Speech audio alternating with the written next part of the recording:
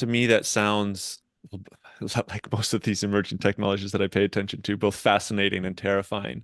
Um, Creepy, a yeah, little bit creepy. yeah, And yeah. that's the future is exciting, and the future is also a bit creepy if we don't put in place the right types of guardrails. Mm.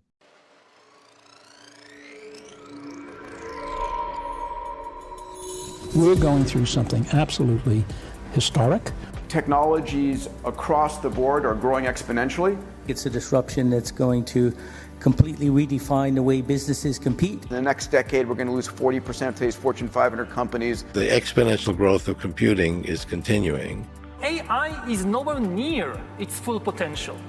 Whether you like it or not, that the future cannot be stopped by anyone. Hi there, everybody. This is Mark Verbenkov, and welcome to the Future Tech and Foresight podcast.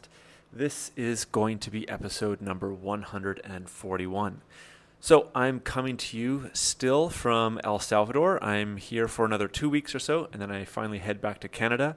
I will be talking quite a bit about the Bitcoin economy out here and the kind of very, I think, interesting cultural as well as political changes that have been happening over the last 5 years or so. I came here 15 years ago, so there's quite a number of changes, but that will be for a future episode. Today, I want to be focused on something I think still very interesting, which is the future of marketing. So actually, maybe I'll take a step back. So one of the, I think, more interesting things that really seems to be coming together with the growing number of podcasts that I've done with this podcast is how, I guess you could say, numerous new technologies and there are, of course, emerging sectors that these technologies are creating are actually forcing I guess you could say, an evolution in other long-standing industries. And that's exactly what we'll be talking about today. Specifically, we'll focus on how marketing will likely evolve due to the flood of technologies that this podcast really tries to cover. A couple are maybe more important than others, like artificial intelligence, VR and AR, and of course the whole metaverse concept, and then even more further out there ideas like neurotechnologies, of course, Elon Musk's Neuralink being the most famous one. So my guests today discuss and share, I think, some pretty interesting insights into how the future of marketing is taking shape.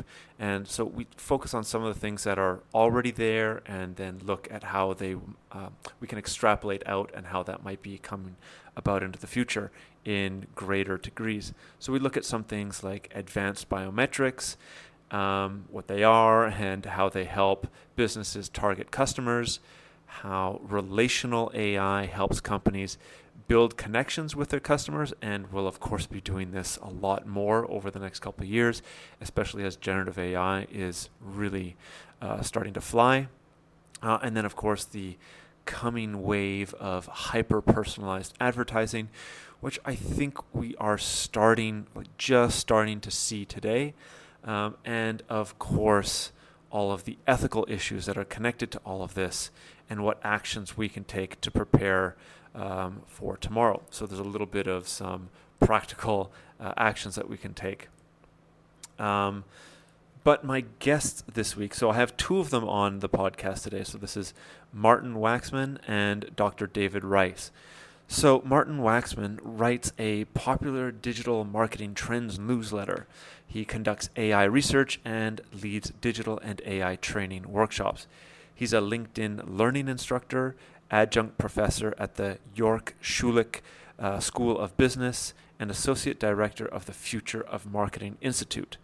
Martin also co-founded two agencies, is president of a consultancy, and a member of the Institute for Public Relations Digital Media Research Center. He regularly speaks at events across North America and received the Canadian Public Relations Society's Outstanding Achievement in PR Award back in 2020. Now, my next guest, Dr. David Rice, is a professor of marketing and executive director of the Future of Marketing Institute at the Schulich School of Business at York University in Toronto, Canada. Dr. Rice teaches primarily in the areas of marketing technology and the future of marketing.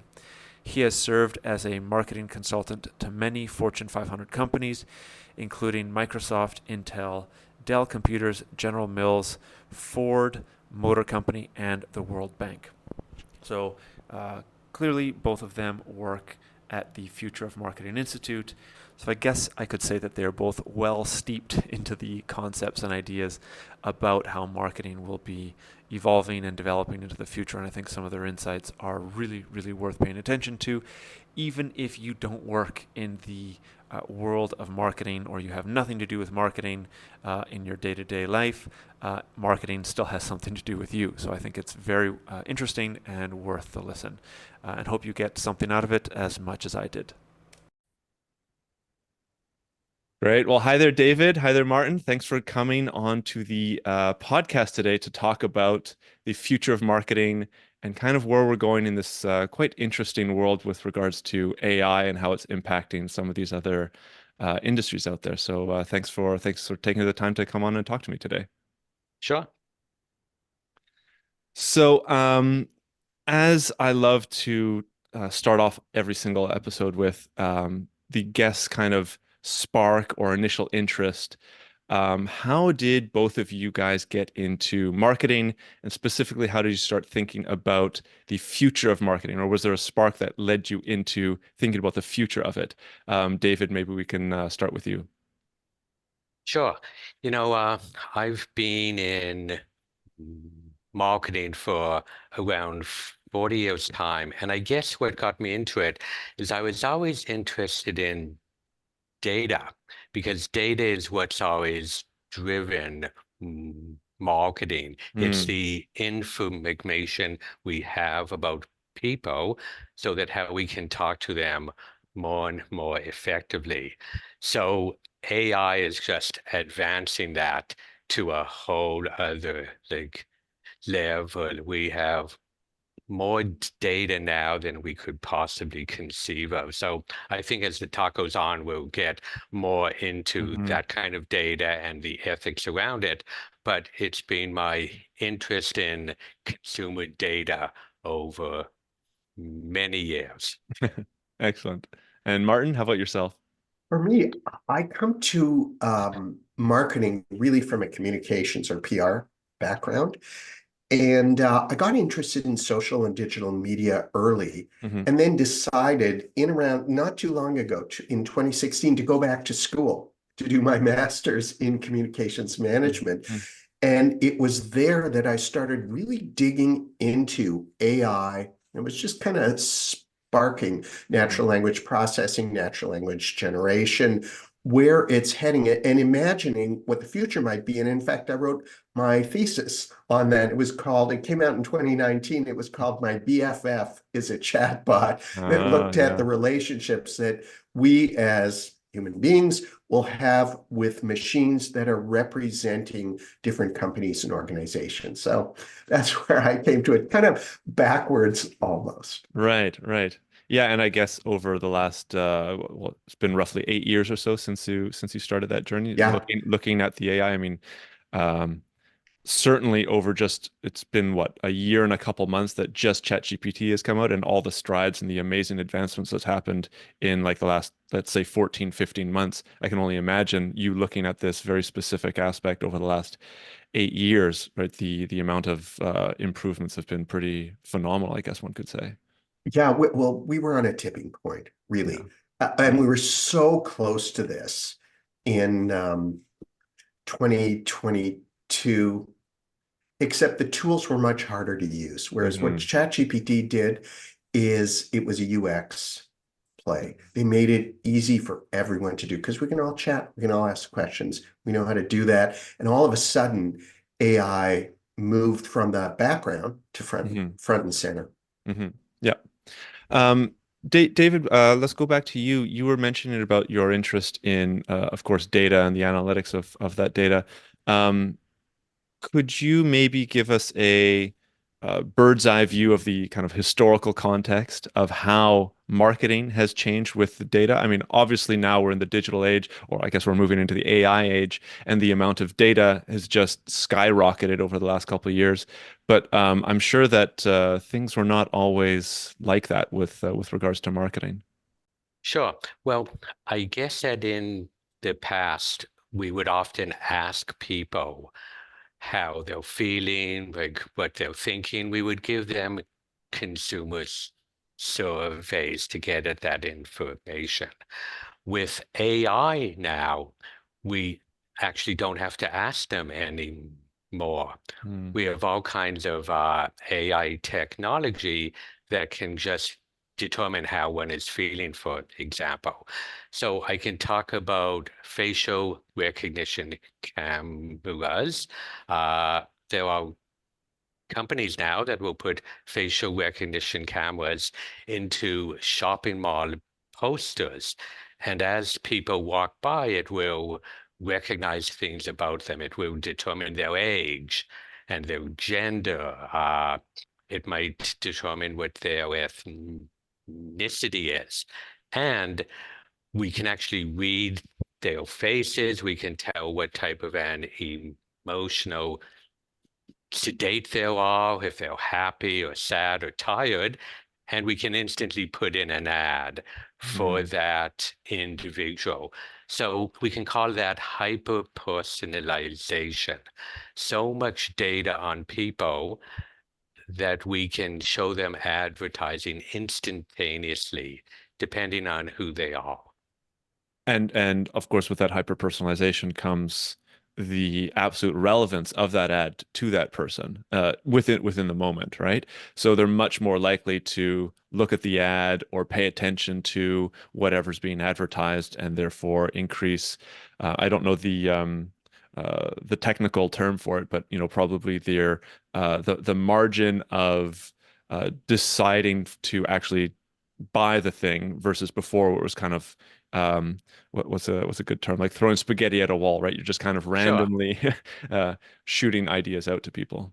Yeah, if an ad is targeted to a individual, the engagement will go way up. As a case in point, I am past the day now. Well, I'm interested, let's say, in diapers.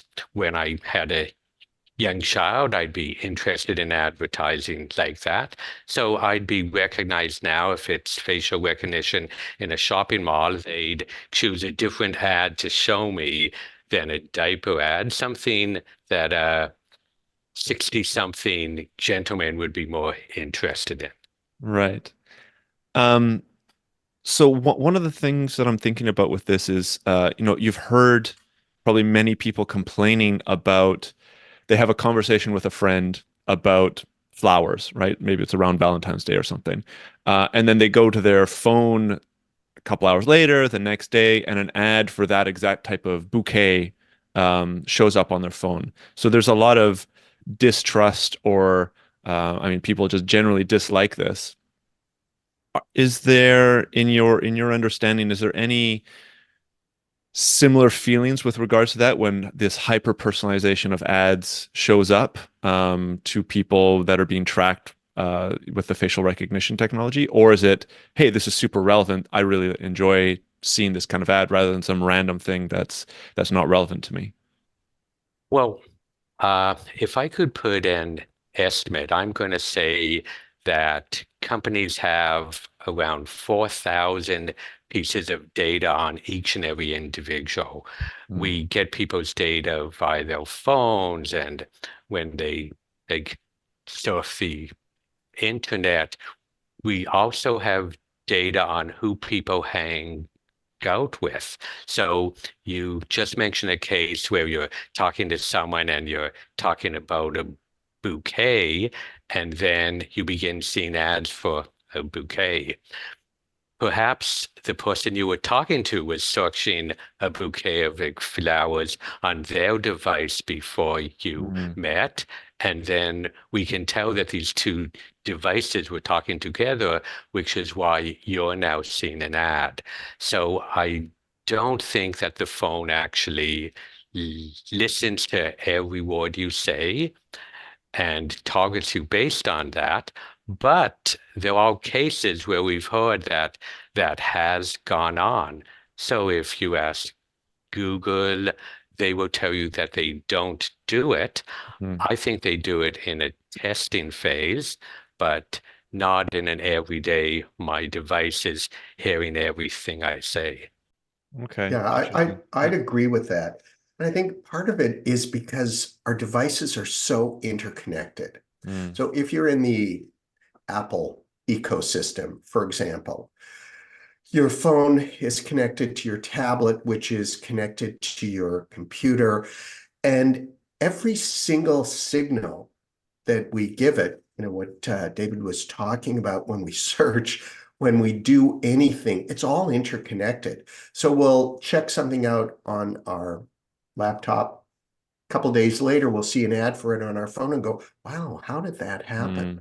But hyper-personalization can sometimes go wrong. I'll give you a quick example. Instagram is great at personalizing ads, and so is TikTok. But I got one that was targeted to me. And what it was like a gang type of jacket Okay. that had on the back, it's a Waxman thing.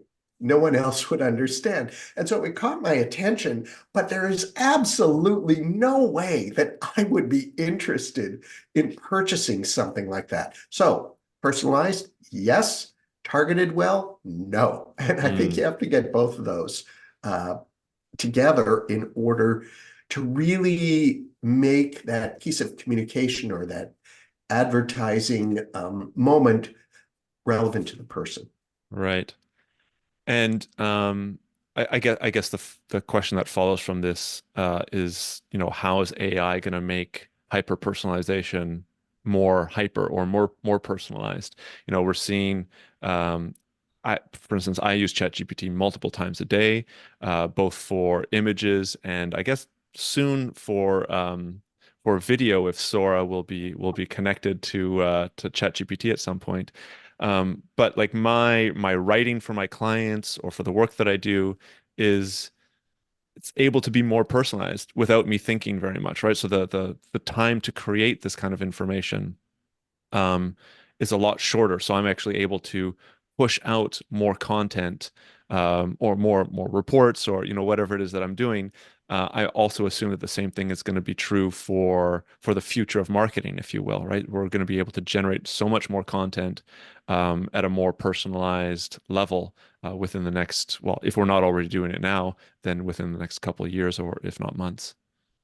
Sure. Well, let's just talk about what came out in the past couple of days. So we saw that OpenAI came out with their new text-to-video model called Sora, based on a text prompt. It can make a very impressive Yeah. 60-second video.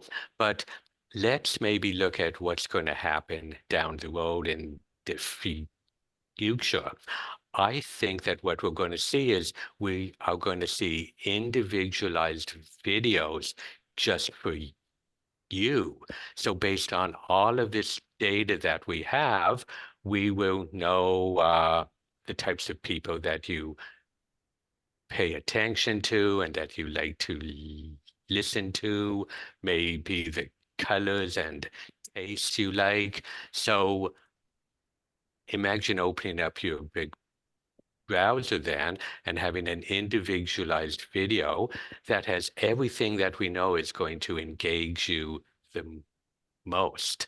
I think that's where AI can help out. To me, that sounds like most of these emerging technologies that I pay attention to, both fascinating and terrifying. Creepy, a Yeah, little bit creepy. yeah, And yeah. the future is exciting, and the future is also a bit creepy if we don't put in place the right types of guardrails. Because if not, we'll just constantly be served more and more and more ads that target us. Not only that, they'll use our name, as David was saying. So it's done right to me. It's like, well, Martin, you really need this. You have to get this new iPad, even though yours is only 6 months old, because it's so much better. Your life is going to be better. And it can make a pretty convincing case, or will likely be able to make a very convincing case. Yes, and if we get to the point where it's not text to video, what happens when we get to the point where it's talking to video? So one can imagine signing on to a website, holding a conversation with a realistic looking avatar, and actually having a video made as you're talking with it, so it can able to sell you in the most effective way it can. Right. I did a lot of work. I used to live in Europe, and I did a lot of work on autonomous vehicles, for instance, and electric vehicles in general. And there was this idea of nudging the driver to behave to fit within the traffic rules, right? So rather than speeding, you would have, small speed bumps that would slow somebody down, and that nudges them into slowing down, or merging onto a highway better. There would be certain aspects of the highway that would be, there would be things built into the highway to help people merge properly, to kind of conform to the rules. So with this idea of nudging behavior, to me, it sounds like the future of marketing with specific respect to these AI technologies that are going to be more personalized than before. It sounds like these advertising agencies and companies in general are going to be able to nudge the behavior of consumers to purchase their product, even though that might not benefit the actual consumer or the individual. Martin, you were saying, well, your iPad's 6 months old, it still works, but here's a new one. And what that does is it increases the profits of these businesses, but it's not to the betterment of the actual individual or consumer. Can you maybe touch on some of the ethical issues as this comes up?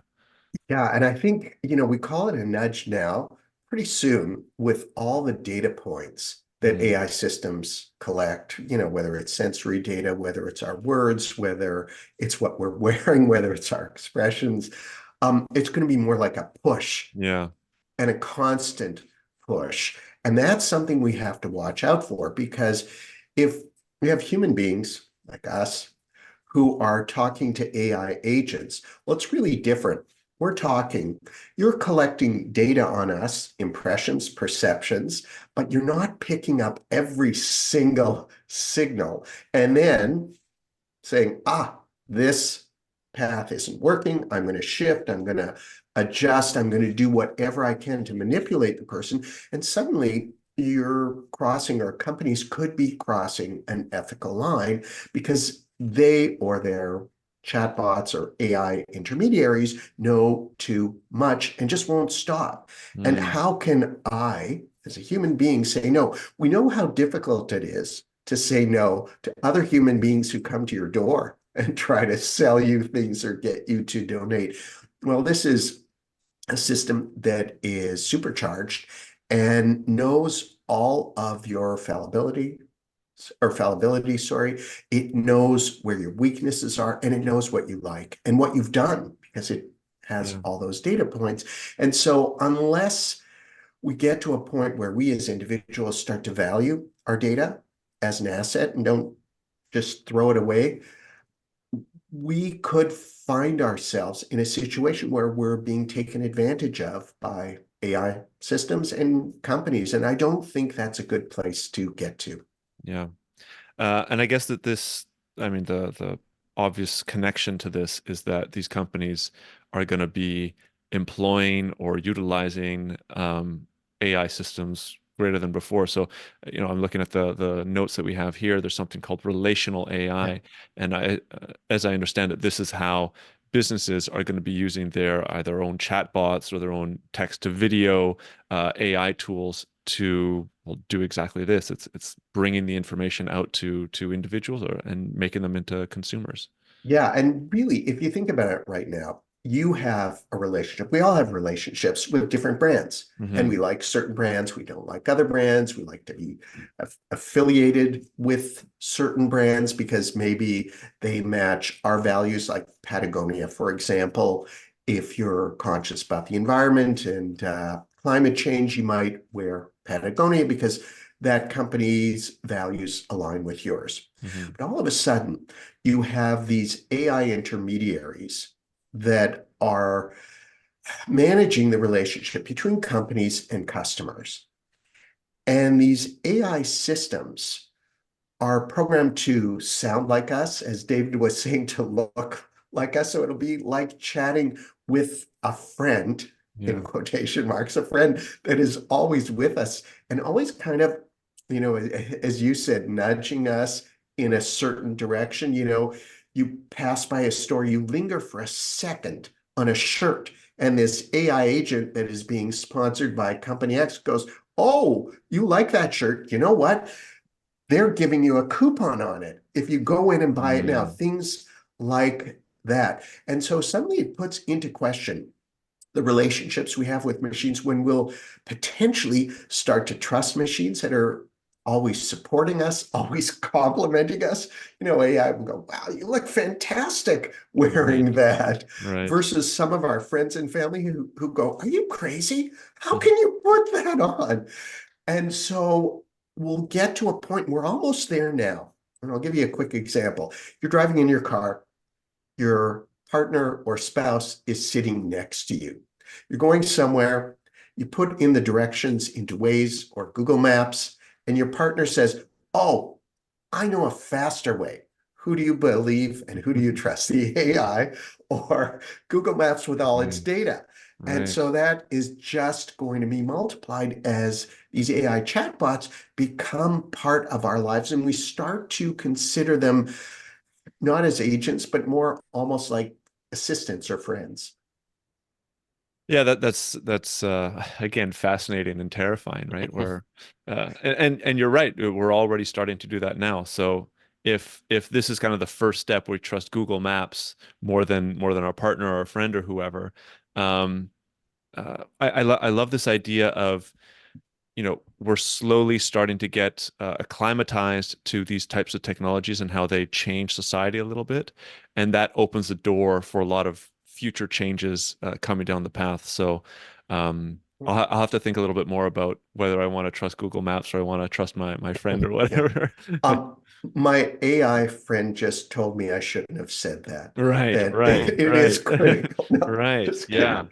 yeah. Well, just a thought on AI agents. We've always talked in the field of marketing about uh, B2C, business to consumer, or B2B, business to business. Perhaps we'll enter an age where it's AI agent talking to an AI agent. So a company's AI agent will talk to my AI agent who knows all of my wants, needs, everything that will make me happy. These two agents will have a conversation, and then the next day I will wake up and on my door will Mhm. be a box. And the box will actually contain everything that I need, and it will just appear. So maybe our choice and our humanism will be taken out, and Mm. perhaps the AI agents will make better choices than us because they won't be driven by ego. Mm-hmm. Mm-hmm. Yeah, or greed or anything like that. And maybe the company's AI is programmed to sell, but my AI is programmed to say no. So Right, they have right. to somehow reach a compromise there in that negotiation versus me, who would say, "Oh, sure, that sounds good. Here's my credit card." Yeah, it brings a whole new perspective to the term battle bots, right? It Yeah. seems like the future will be that. Yeah, I've actually spoken about this or did an episode on this 2 years ago called The Capitalism of Things. And there was this idea that this is coming out, right? And that these, whether it's AI tools or digital tools will be speaking, whether it's your fridge speaking to Amazon, speaking to their system, um, and keeping the human out of the loop. And there's this idea that the capitalism of things will have all of these tools interacting with each other, and that it'll be an even larger market than humans interacting with each other or humans interacting with the corporations. We're not there yet, and it's probably going to take, well, I mean, if OpenAI keeps coming up with all these fascinating updates so quickly, it might happen a little bit shorter. But it's certainly an interesting future to ponder. I want to get into some more. I don't know if the right word is out there ideas, but there's two things that I would like to focus on, because now that I think we have a good kind of handle on where things are going. One is the metaverse, and then of course Neuralink and neurotechnology. I had a guest on, I want to say about a year ago, who was warning about these sorts of marketing nudges within the metaverse. Because what we've been talking about now is mostly interacting with our computer screens, right, or our cell phones. And yeah, you can take video, and I guess you can get some sound, but the facial recognition and the facial tracking is probably a lot more limited if you're just using your cell phone than it would be if you're using a VR or an AR device, right? With Apple's Vision Pro coming out, was it last week, 2 weeks ago? Mm-hmm. The amount of biometrics that companies are going to be able to get will be, substantially more than what we're able to get now. So I think that everything that we've spoken about up till this point will just be augmented, maybe by a factor of 10. What are your thoughts on that? Well, yeah, it's if you check out the tech in the Apple Vision Big Pro, it has 8 different cameras, some of which are focused outward, but I believe they actually have 4 inward-facing cameras.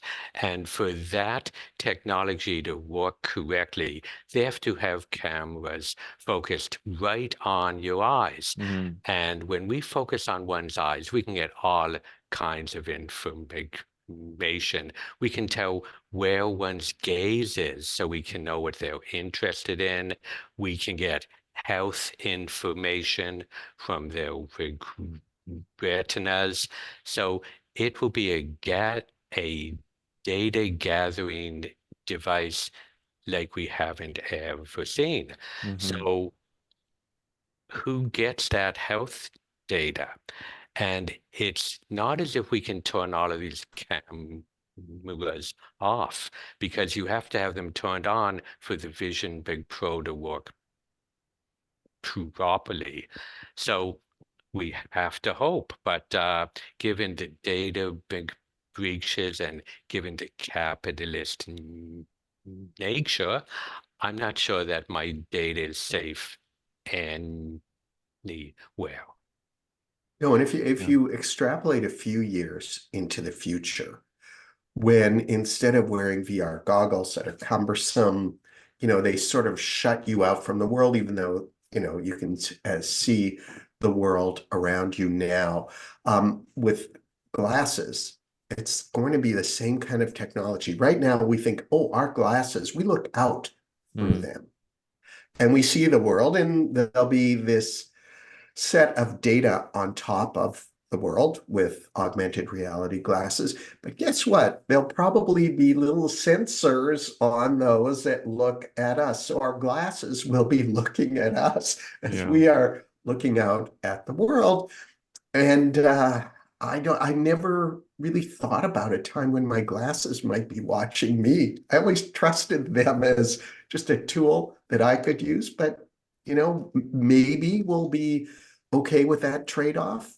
And maybe we'll have to say, okay, no, in this case, I don't want you looking at me, or, but again, it depends on what we get from it for free, because human beings, we love to get things for free. for sure. That's behavioral economics Yeah. 101. Yeah. And so, hey, oh yeah, you just want to have little cameras focused on me and I get all these coupons and all this great stuff. Sure, I'll do it. Yeah. Yeah. Like just in the past couple of months' time, I read about an Apple patent. They got a patent for their AirPods, and within their AirPods, they will be able to record one's EEG, their electroencephalograph, so it'll be their big brain waves. These AirPods can like measure something called BVP, which is blood volume pulse, which is an indication of how aroused we are. The AirPods will be able to get one's galvanic skin response, which is one's level of arousal. With that information, we can really tell second by second how someone is feeling. So then the extension is, if we know someone is having a bad day, they're kind of down, well, send them an ad for beer or like whatever we already know is going to make them happy or calm. Wow. Yeah, then I know that there's going to be a couple people listening that are going to be thinking, well, I mean, are we living our own lives or are we living the lives of the corporations and the Googles and the Apples? Are we going to be not necessarily nudged, but are we going to be pushed so much to constantly feel excited or constantly get these relevant personalized ads to the point where, is there any agency left in us, or are these advertisements and well, not nudges, but pushes, making us act in such a way that it's only beneficial for corporations? And does human agency just kind of melt away? I'm an optimist Okay. generally. And so I hope that we will say, whoa, stop. No, and know where to draw the line. And, I mentioned this earlier, but it really starts with assigning a value to the data that you are giving out to any technology company, any tool, any device, and thinking about that. Mm, When we download any app, I mean, who reads the terms and services? I certainly don't. precisely. But if you download a calculator app and you automatically give it control or let it access, your phone's microphone, your photos, and your camera, well, why would a calculator need to have access? That data is going somewhere else. And I think we need to consciously ask ourselves those questions. There's also something else. I read a Gartner report that predicts that by 2027, about 20% of brands are going to position themselves as AI free, maybe to build in more authentic more authentic encounters with their customers, something like that to differentiate them in a way, the way Patagonia kind of differentiates itself now, or Nike differentiates itself from some of the other brands. And so this might be a value, and maybe that'll help, raise awareness to all the data that we are just giving away and should be reflecting on first. Very interesting. Yeah, I guess any trend, there's always counter trends.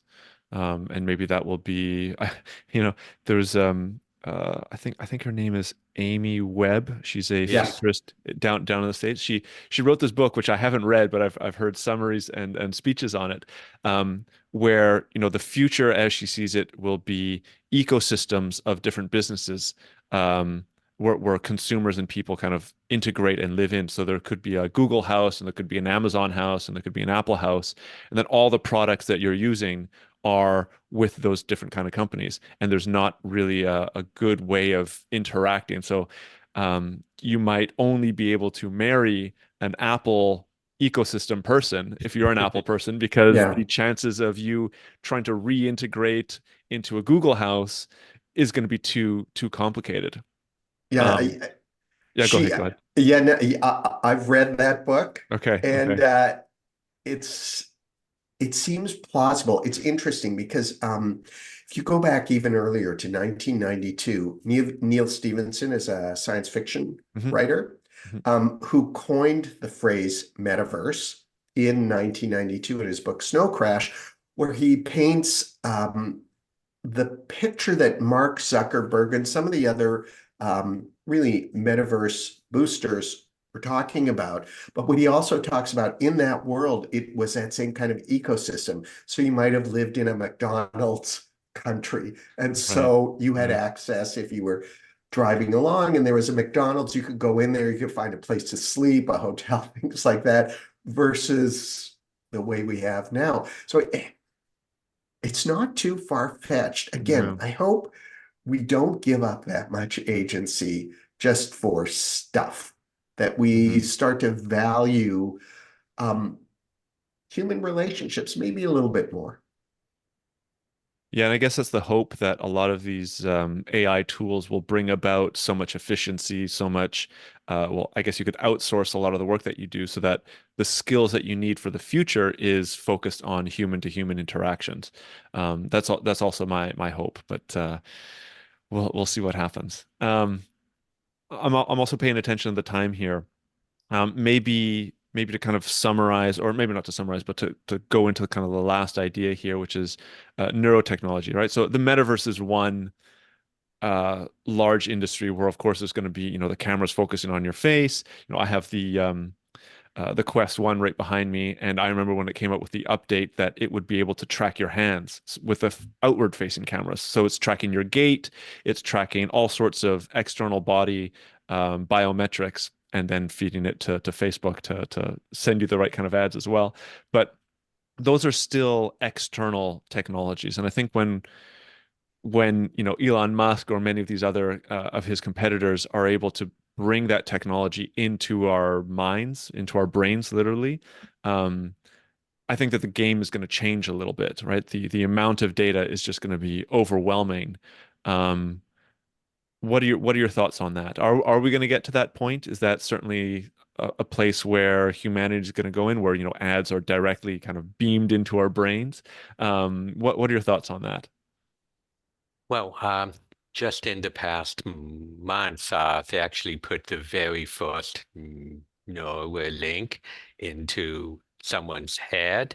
I don't think we're going to go that way, but I do think we're going to get much better technology that will be able to measure our brains where the technology just sits on the head rather Mm. than having to drill into someone's head and put electrodes there.